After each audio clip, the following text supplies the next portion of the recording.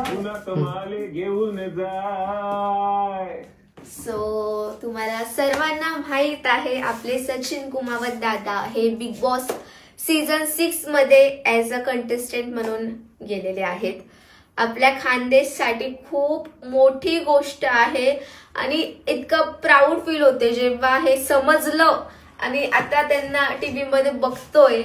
खरंच एवढं proud feel होते. आपल्याला बिग बॉस ची जी ट्रॉफी आहे ती आपल्या खानदेशमध्येच आणायची आहे. त्यासाठी ते तर पूर्ण प्रयत्न करतच आहेत, पण आपलं सुद्धा कर्तव्य आहे त्यांना सपोर्ट करायचं, त्यांना साथ द्यायची.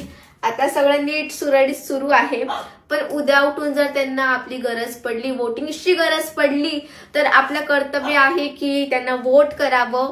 ते तर आम्ही व्हिडिओ टाकतच राहू.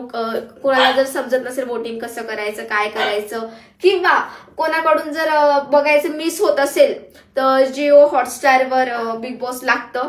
सो त्या ऍपवर जाऊन सुद्धा तुम्ही बिग बॉस बघू शकता. आता तुम्ही बघा, आत्ता वाजले 4:16 झाले सकाळचे.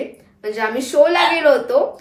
शोला असल्या कारणाने बिग बॉस माझं मिस झालंय बघायचं. पण मी आता घरी आली, गाडीत येताना मला खूप झोप लागली. तुम्ही झोपलीच होती. मी बोलली घरी गेल्या गेल्या झोपू, पण मी हे लावलं आणि आता मी हा पूर्ण किती तासाचा आहे, आता हा पूर्ण 1 तासाचा जो आहे तो पूर्ण एपिसोड मी बघणार आहे. त्याशिवाय मला झोपच येणार नाही.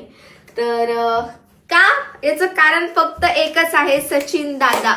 बस फक्त त्यांच्यासाठी त्यांना इथे बघून, टीव्हीवर बघून इतकं प्राऊड फील होते की शब्दामध्ये व्यक्त करू शकत नाही. काल लिटरली जो ग्रँड प्रीमियर बघितला तेव्हा लिटरली डोळ्यात अश्रू येऊन गेले की भाई, या माणसाचं स्ट्रगल होतं आणि या माणसाने आज करून दाखवलंय.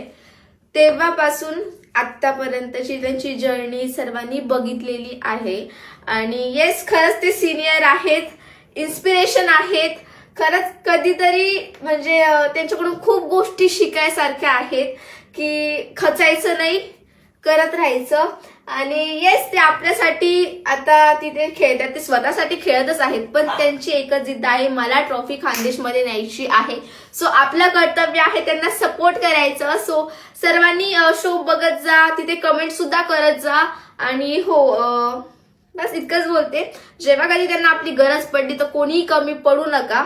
बाकी येईल नेक्स्ट व्हिडिओ लवकरच. धन्यवाद. जय महाराष्ट्र, जय खानदेश.